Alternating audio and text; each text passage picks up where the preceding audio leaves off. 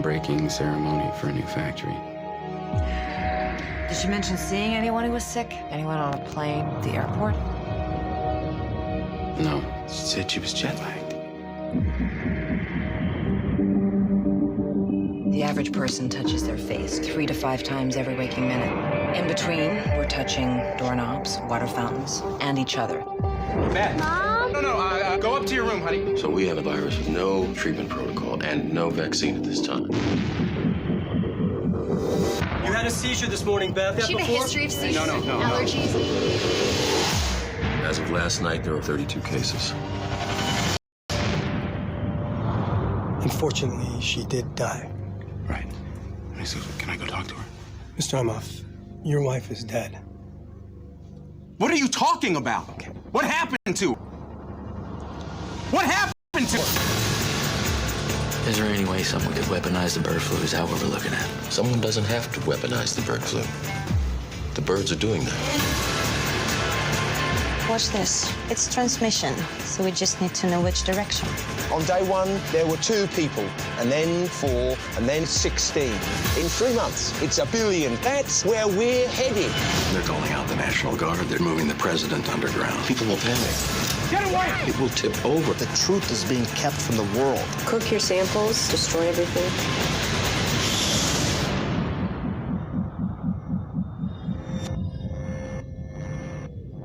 Hello. I need you to get me the names of everyone who serviced this room. It's an emergency. You can't panic.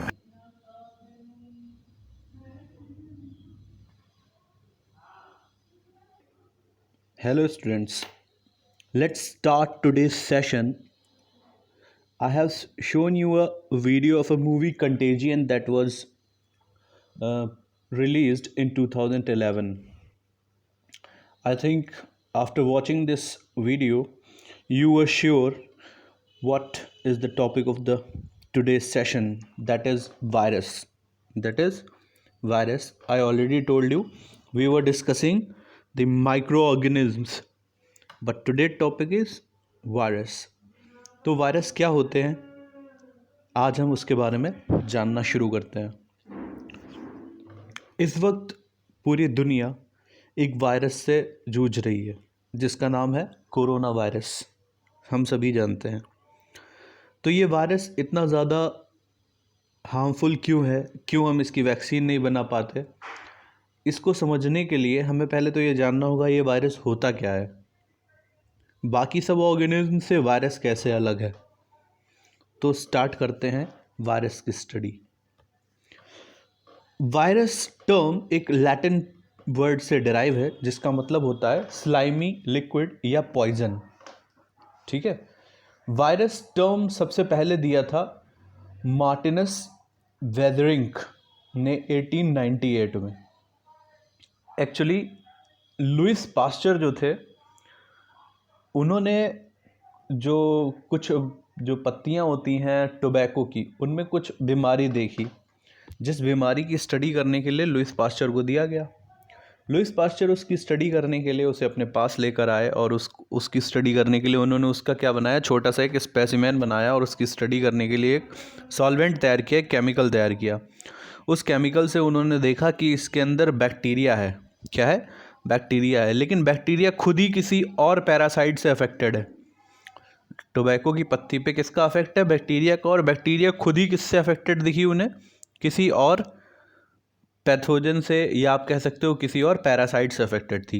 लेकिन वो ये नहीं बता पाए कि आखिर ऐसा क्यों। उसका कारण ये था क्योंकि जो लुइस पास्चर थे उनके टाइम पर ऐसा फिल्टर ही नहीं था जो किसी बैक्टीरिया से किसी और सब माइक्रोस्कोपिक पार्टिकल को निकाल सके।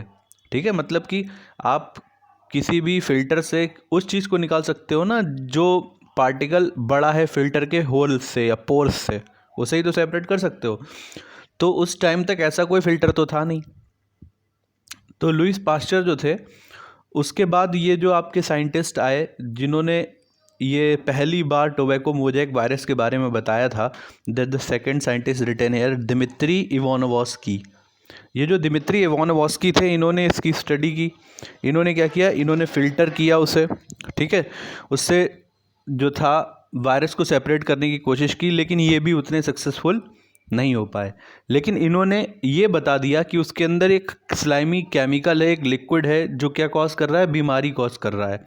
और इन्होंने ही उस चीज़ को क्या किया, पहली बार ढूंढा, मतलब उन्होंने एक कारण बताया कि टोबैको में ये जो बीमारी है ये क्या है, टोबैको मोजैक वायरस नाम की, ठीक है, मतलब वायरस उन्होंने बताया। फिर इसके बाद 1898 में जो मार्टिनस बेजरिंग थे, इन्होंने फिर से जो एक्सपेरिमेंट किया था आपके इवानोवस्की ने और लुईस पास्चर ने, उन्होंने उससे दोबारा कंडक्ट किया। और उन्होंने क्या किया, तब तक बहुत ही माइक्रो फिल्टर बन चुका था और उन्होंने उस वायरस को सेपरेट किया और उसके बारे में हमें बताया। ये तो हिस्ट्री की बात हो गई कि वायरस के बारे में हम कैसे जानें। अब हम आगे बढ़ते हैं। स्टडी ऑफ वायरस, वायरस की स्टडी को हम वायरोलॉजी कहते हैं। क्या कहते हैं? वायरोलॉजी। एंड द डॉक्टर और द साइंटिस्ट हु स्टडीज और specialises in virus is known as virologist. ठीक है, यानी जो डॉक्टर या साइंटिस्ट वायरस और वायरस से होने वाले इफेक्ट्स की स्टडी करते हैं, they are known as virologist. ये मार्टिनस बेजरिंग हैं इन हिज लैब। ये पिक्चर आप कहीं से भी देख सकते हैं, it is his original picture. Now I told you the virus are not categorized in the category of other microorganisms like virus, fungi, protozoa and algae. It is separate. It is separate. There is another branch of microbiology, especially for virus, that is known as virology.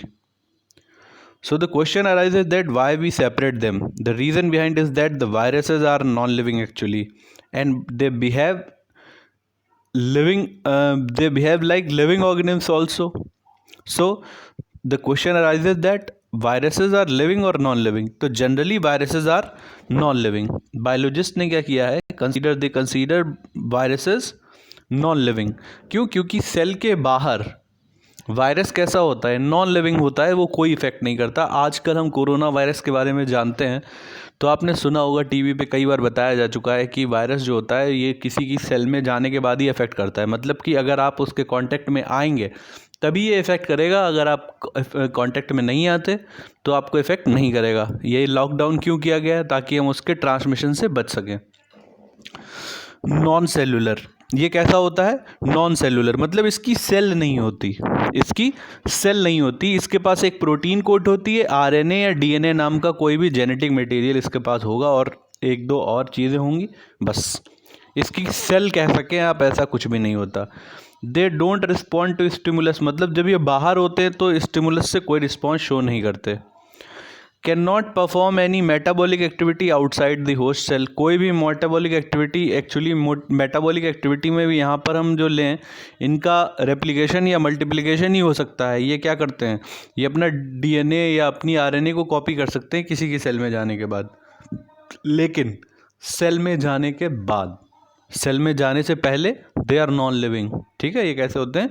Non living. So it is written here, you can see they can only multiply in another living cell. ये किसी living cell में ही बढ़ सकते हैं, किसी भी living cell के बाहर दे आर नॉन लिविंग, मतलब कि they are the link between living and non living. Am I right? So the structure difference you can see here, the structure of cell you can see here, cell wall, cell membrane, chromosome, flagella, cytoplasm and multiple organelles are present in the normal cell. Here I take the example of bacteria. But if you discuss the virus, structure of virus, no special cell wall is there, no organelle is there, just a nucleic acid, protein coat और envelope is there, spikes are there. Spike क्या करते हैं? ये grab करने में help करते हैं। ये क्या करते हैं? ग्रैबिंग कर लेते हैं, पकड़ लेते हैं किसी भी सेल को। ठीक है, ये स्पाइक्स का काम क्या होता है? किसी भी सेल को ग्रैब करना, होल्ड करना। ठीक है, जैसे कोरोना वायरस में आपने देखा होगा, मैंने आपको कोरोना वायरस का डायग्राम दिखाया था, तो उसमें क्या है, ये जो चीज़ें बनी हुई ये क्या करेंगी? ग्रैब कर लेंगी, पकड़ लेंगी सेल को। ठीक है, जनरल कैरेक्टरिस्टिक्स ऑफ वायरस। अब हम यहाँ पे वायरस के न्यूट्रिशन को और रिप्रोडक्शन को नहीं पढ़ेंगे। क्यों? क्योंकि वो इन सबसे अलग है। उसका सारा का सारा बिहेवियर, सारे के सारे कैरेक्टर्स अलग हैं। तो सबसे पहले बात करते हैं, दे आर सब माइक्रोस्कोपिक, मतलब कि माइक्रोस्कोपिक से भी छोटा एक बैक्टीरिया के अंदर पाया जाता है। That means it is a submicroscopic, it is much smaller than a bacteria. Infectious agent means it can cause infection, or you can say microscopic parasite. If it cause disease, it can called parasite.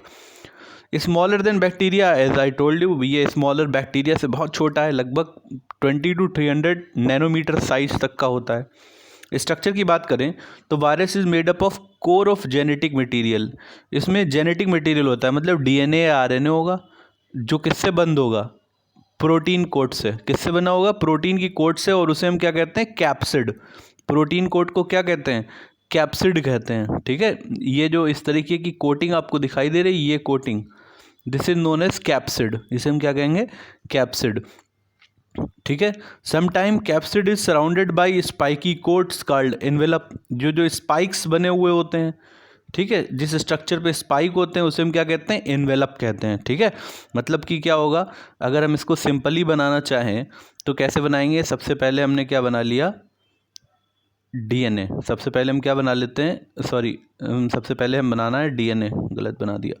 सबसे पहले बनाते हैं DNA। मान लिया हमने कुछ इस तरीके की RNA DNA के सिंगल और डबल थ्रेड हैं, या सिंगल थ्रेड हो सकता है या डबल थ्रेड।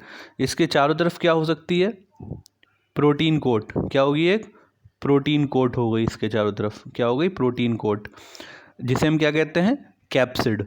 ये क्या है, कैप्सिड हो गई, ये हो गई कैप्सिड, कैप्सिड।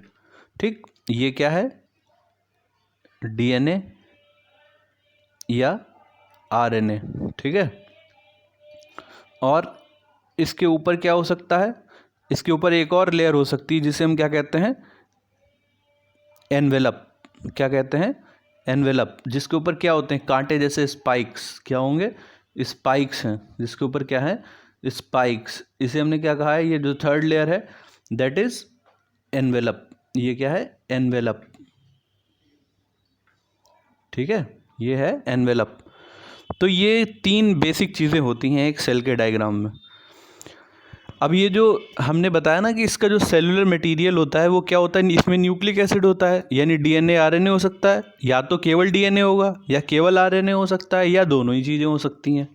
इसका शेप कैसा होता है, लीनियर भी हो सकता है, मतलब एक सीधी लाइन की तरह हो सकता है, सर्कुलर भी हो सकता है, सेगमेंट मतलब टुकड़ों में भी हो सकता है। स्ट्रैंडनेस मतलब कि जो ये DNA RNA होते हैं ये स्ट्रैंड मतलब धागों की तरह होते हैं, या तो ये सिंगल स्ट्रैंड होंगे मतलब इस तरीके से, या डबल स्ट्रैंड होंगे।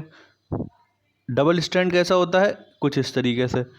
ठीक है, डबल स्ट्रैंड DNA इस तरीके से हो जाता है। ठीक है, या तो सिंगल स्ट्रैंड DNA होगा ये वाला, या डबल स्ट्रैंड DNA होगा, या ऐसा, ठीक है, ऐसा वाला, या double strand DNA with region of single strandness. ये आगे चल के आपको पढ़ने को मिलेगा, खैर अभी इसे हम लोग डिटेल में नहीं समझते, इसे आप नोट भी मत कीजिएगा।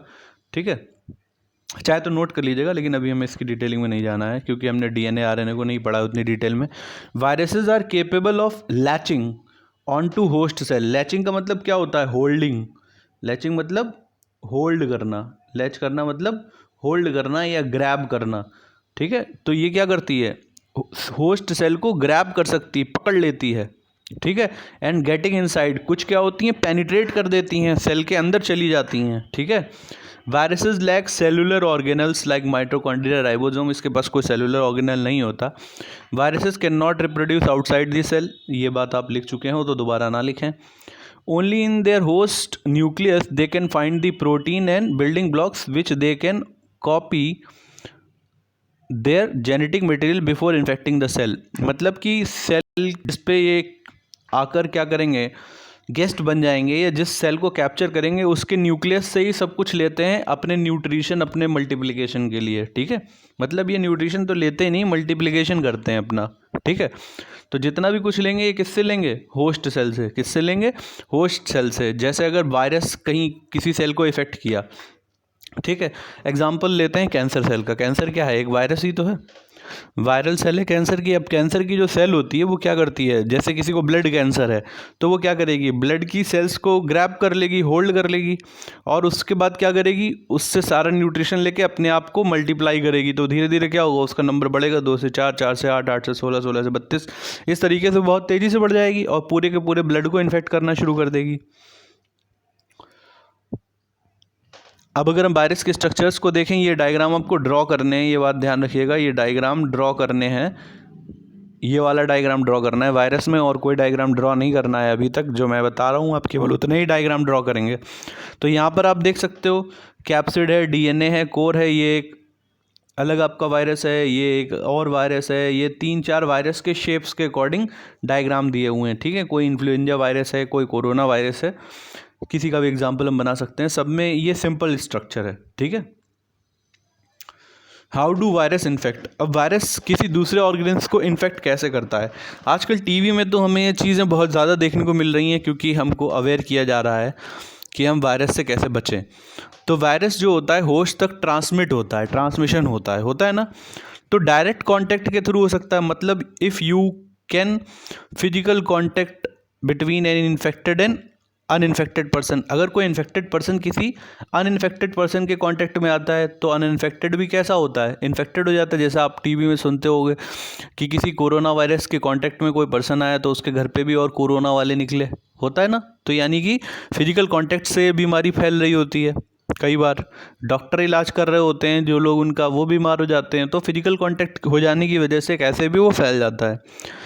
Indirect transmission. इनडायरेक्ट ट्रांसमिशन का मतलब क्या होता है, कई बार कंटामिनेटेड ऑब्जेक्ट या मेडिकल इक्विपमेंट जो होते हैं या ईटिंग यूटेंसिल शेयर हो गए इन्फेक्टेड पर्सन के, ठीक है।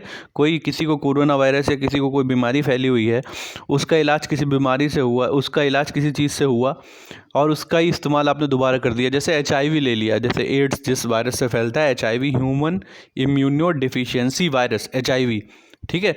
HIV वाला वायरस कैसे फैलता है, जैसे मान लीजिए ये कॉमन जो इनडायरेक्ट वे है कि किसी को HIV वाले को कोई सुई लगा, कोई इंजेक्शन लगाया गया। अब वही इंजेक्शन, आजकल तो ऐसा नहीं होता, आपने देखा होगा जब भी आप डॉक्टर की क्लिनिक पे डिस्पेंसरी पे जाते हो तो डॉक्टर हर बार क्या होता है, एक नई सिरिंज यूज़ करता है। लेकिन पहले जब ये सिरिंजेस नई नई आई थी तो इनकी अवेलेबिलिटी बहुत नहीं होती थी। तो क्या होता था, जो सिरिंज होती थी उससे स्टेराइल किया जाता था, मतलब उसे स्टेराइल लिक्विड्स में डालकर या बॉयल करके सिरिंज को यूज़ किया जाता था दोबारा, बार बार वही एक ही सिरिंज कई लोगों पर यूज होती थी। तो उससे होता क्या था कि मान लिया किसी पर्सन को लगाया गया वो सिरिंज जो कैसा था, HIV पॉजिटिव था, HIV से अफेक्टेड था। लेकिन बाद में क्या हुआ, डॉक्टर कैसे भी या कोई पर्सन जो थे वो भूल गए, बाई चांस धोखे से भूल गए, और वो स्टेराइल नहीं हुआ, यानी उसका वायरस बैक्टीरिया नहीं साफ़ किया गया। अब क्या हुआ, वही इंजेक्शन किसी दूसरे को लगा दिया गया, तो क्या होगा, उस वायरस का कॉन्टेक्ट तो सुई से है, अब वो उससे उसकी बॉडी में दूसरे अनइन्फेक्टेड पर्सन की बॉडी में पहुंच जाएगा। तो ये क्या कहलाते हैं, इनडायरेक्ट ट्रांसमिशन, ठीक है। या किसी बीमारी फैले हुए के आपने यूटेंसिल शेयर कर लिए, ठीक, जैसे किसी को कोई भी वायरल डिजीज़ है या कंटेजियस डिजीज़ है जो फैल जाती है, तो उनसे हमें दूर रहना होता है, क्योंकि उनके कपड़े या उनका बर्तन कई बार अलग कर दिया जाता है, क्योंकि उनके बर्तनों को, उनके सामान को यूज़ करने से वो बीमारी हमको भी मिल सकती है। Common vehicle transmission means when individual picks up the virus from food and water supply that are contaminated with feces।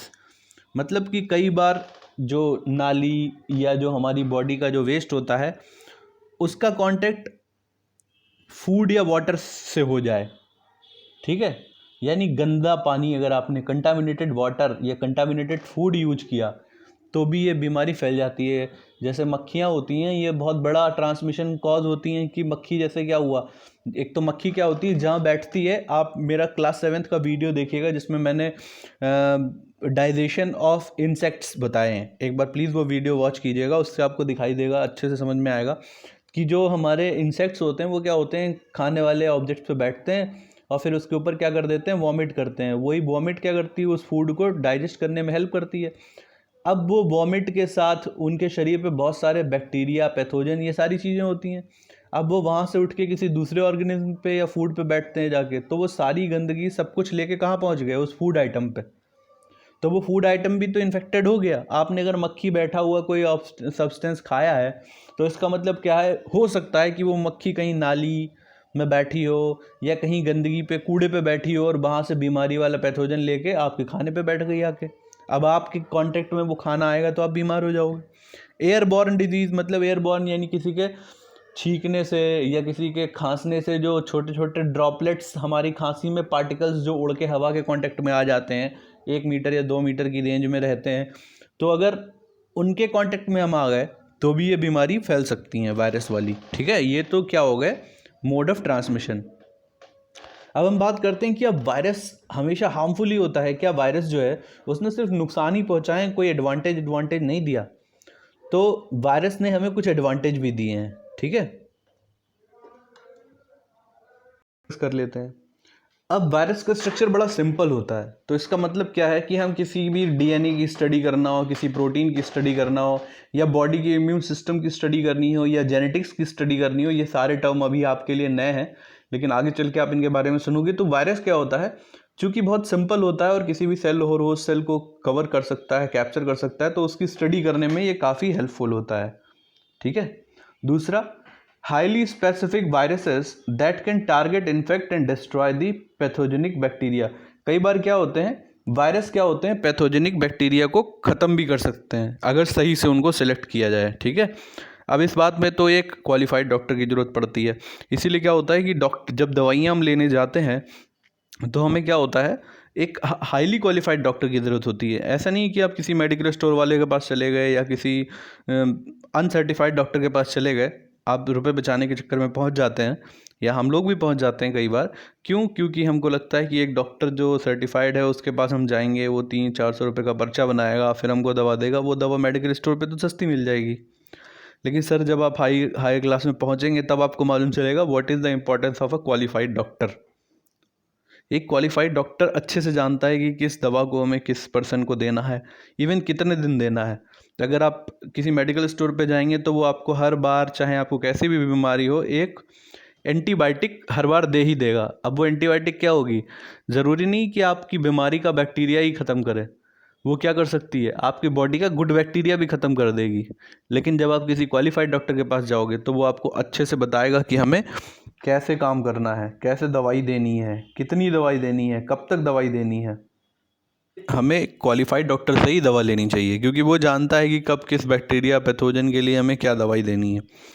Third, as a biological warfare, ये वार्निंग स्टेटमेंट है।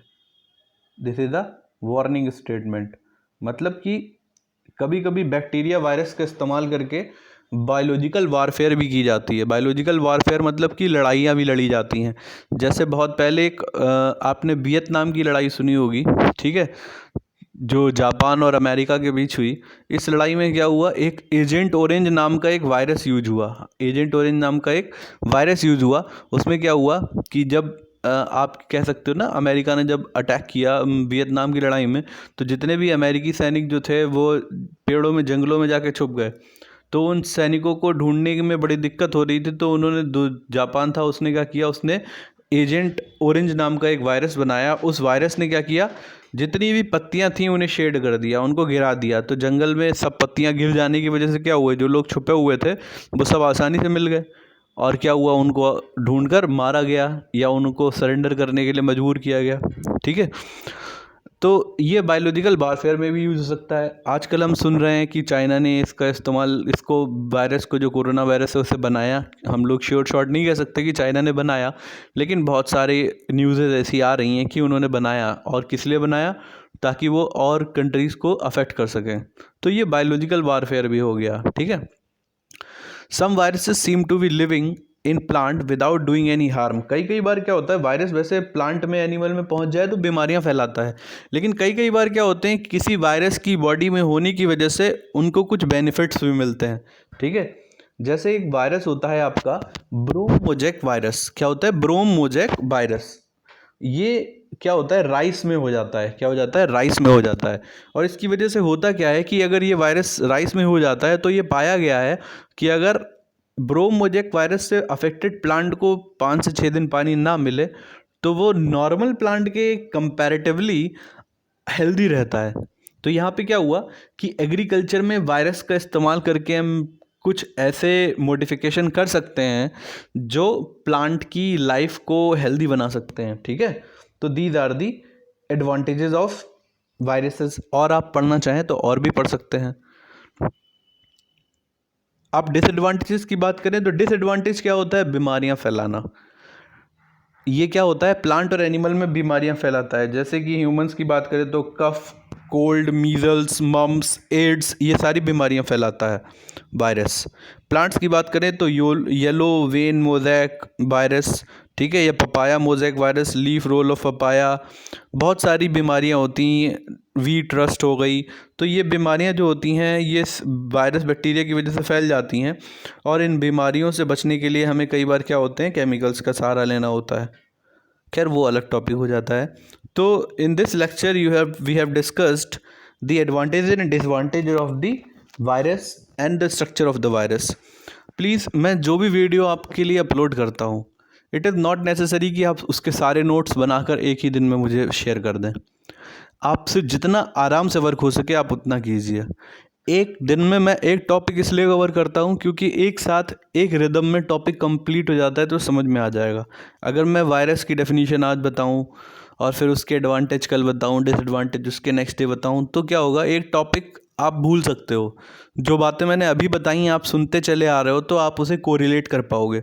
तो इसीलिए मैंने एक दिन में एक ऑर्गेनिज्म को लिया है समझाने के लिए, ठीक है। तो इन सारी चीज़ों को ध्यान से सुनिए। मैंने आपको बताया तो एक दिन में कंटेंट ज़्यादा हो जाता है, लिखने के लिए, समझने के लिए नहीं होता। आप आराम से यूट्यूब में ईयरफोन लगाकर ये लेक्चर सुन सकते हैं और कई बार सुन सकते हैं, जब तक आपको समझ में ना आए तब तक समझ सकते हैं। लेकिन ये ज़रूरी नहीं कि आप वो सब सारा का सारा एक दिन में लिख लो। आपसे जितना आराम से हो सके आप उतना लिखिए, ज़्यादा लिखने की ज़रूरत नहीं है। लेकिन हाँ, थोड़ा बहुत वर्क करके रोज़ सबमिट कीजिए, रेगुलर सबमिट कीजिए, ताकि आपकी स्टडी कंटिन्यू रहे। तो thank you student for listening today's session. Good day students.